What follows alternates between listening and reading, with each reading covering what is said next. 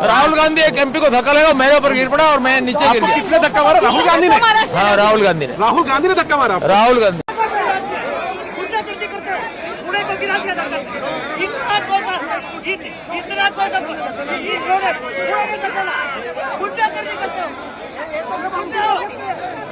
ये अब इन्होंने साजिश शुरू की है कि भैया ने किसी को धक्का मारा, ये वो मेरी आंखों नहीं, देखिए मैं पता नहीं आपके, शांत हो जाए, आपके कैमरा में होगा, ये पार्लियामेंट की एंट्रेंस है, इसमें मैं अंदर जाने की कोशिश कर रहा था तो बीजेपी के एमपी जो थे वो मुझे ऐसे रोकने की कोशिश कर रहे थे, धकेल रहे थे और मुझे धमका रहे थे, तो वो हुआ है।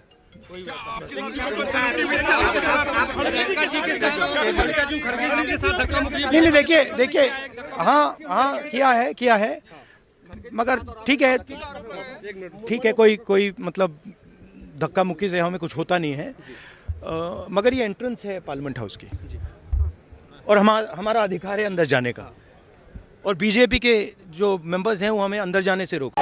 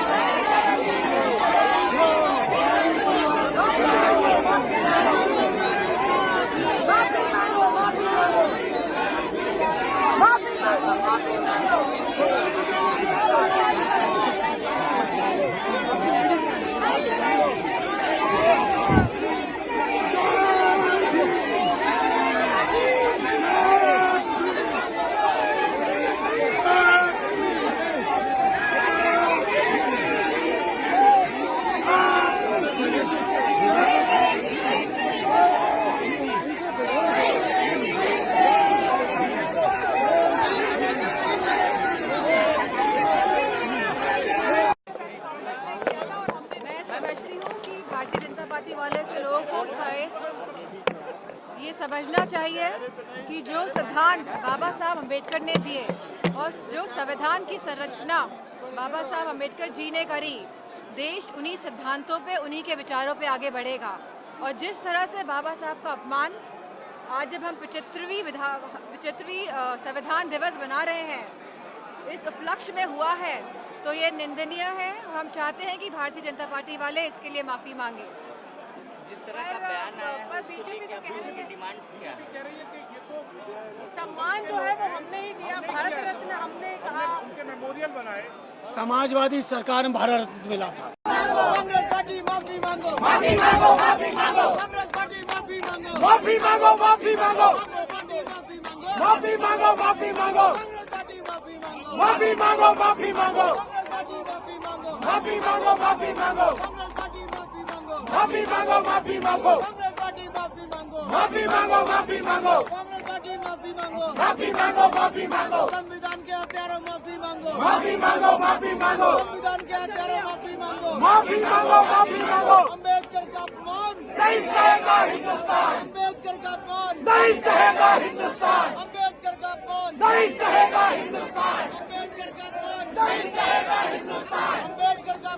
नहीं सहेगा हिंदुस्तान, अम्बेडकर का अपमान नहीं सहेगा हिंदुस्तान, अम्बेडकर का अपमान नहीं सहेगा हिंदुस्तान, अम्बेडकर का अपमान नहीं सहेगा हिंदुस्तान, अम्बेडकर का अपमान नहीं सहेगा हिंदुस्तान, नहीं सहेगा हिंदुस्तान, अम्बेडकर का अपमान नहीं सहेगा हिंदुस्तान। कांग्रेस पार्टी माफी मांगो, माफी मांगो, माफी मांगो, कांग्रेस पार्टी माफी मांगो, माफी मांगो, माफी मांगो, गांधी परिवार माफी मांगो, माफी मांगो, माफी मांगो, माफी मांगो, माफी मांगो, माफी मांगो, माफी मांगो, माफी मांगो, माफी मांगो। क्या कहेंगे जो कुछ देखने को आया? मैम राहुल जी के खिलाफ complaint Rahul ji B R Ambedkar ji की फोटो लेकर शांतिपूर्वक जय भीम के नारे को बोलते हुए संसद में जा रहे थे। संसद में जाने से किसने रोका? आप देख लीजिए, हम इतने दिनों से प्रोटेस्ट कर रहे हैं, साइड में प्रोटेस्ट कर रहे हैं, जो भी आ रहा है जा रहा है, उसको पूरा रास्ता है। इन्होंने कुछ एकदम शांतिपूर्वक प्रोटेस्ट हुए, कितने दिनों से चल रहे हैं, रोज 10:30 से 11। आज पहली बार इन्होंने प्रोटेस्ट किया, सबको रोक दिया और उसके बाद धक्का मुक्की और ये गुंडागर्दी।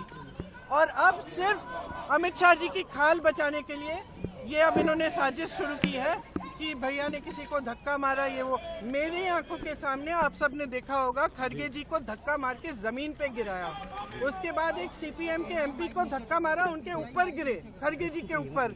मैंने सोचा टांग टूट गई होगी, कुछ हुआ होगा, क्योंकि उनके चेहरे से दिख रहा था कि उनको चोट लगी।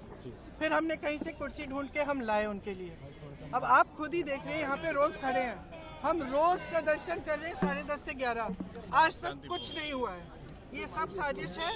इनसे हमने पूछा, ये जो हमें रोक रहे थे, हिम्मत है तुम्हारे में, अगर अम्बेडकर जी को चाहते हो जय भीम बोलो। जय भीम का नारा क्यों नहीं निकल सकता इनके मुंह से?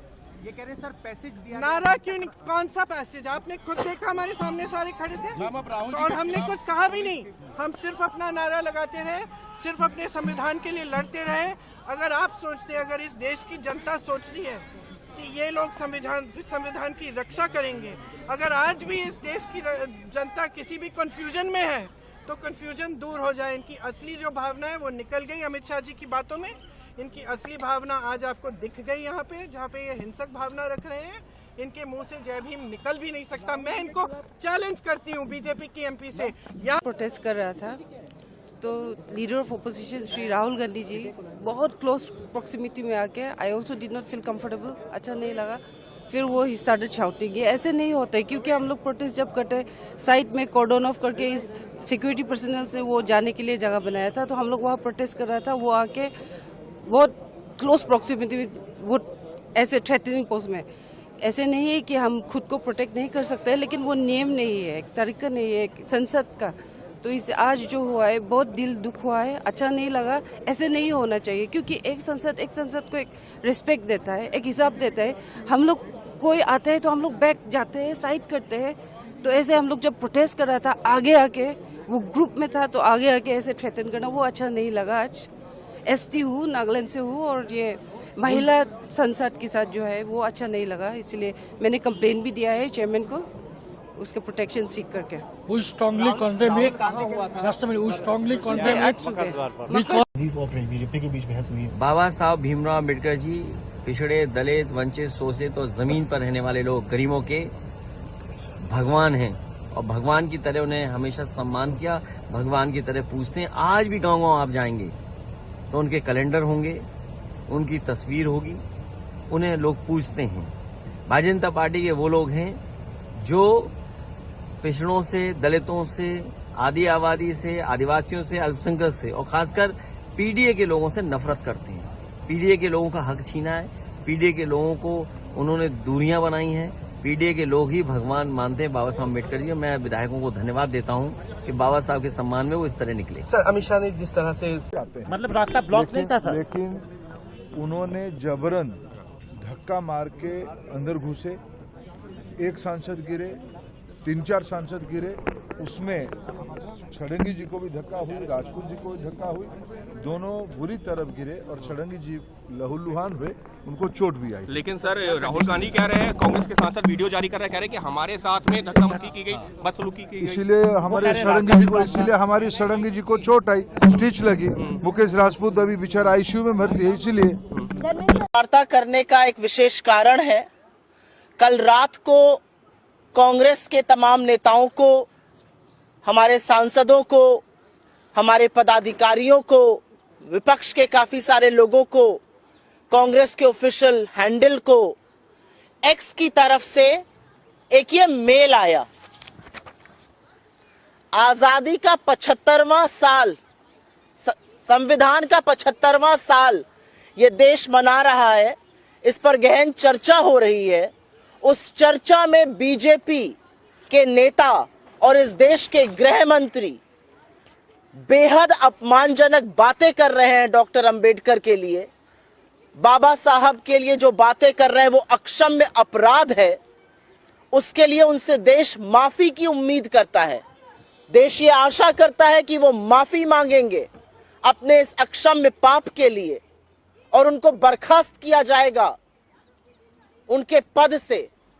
लेकिन बजाय वो होने के, अमित शाह, मोदी सरकार और इस देश का पूरा तंत्र लगा हुआ है उनको बचाने के लिए।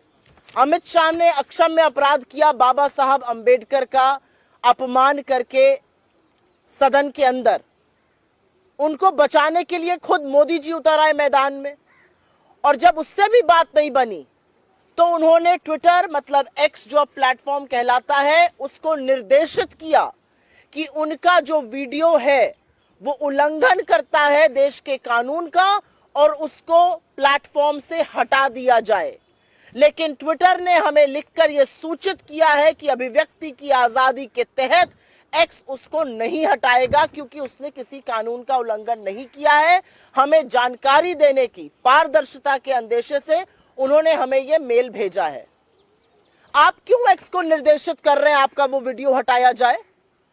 आप किस मुंह से बोलते हैं कि वो वीडियो तोड़ मरोड़ के है?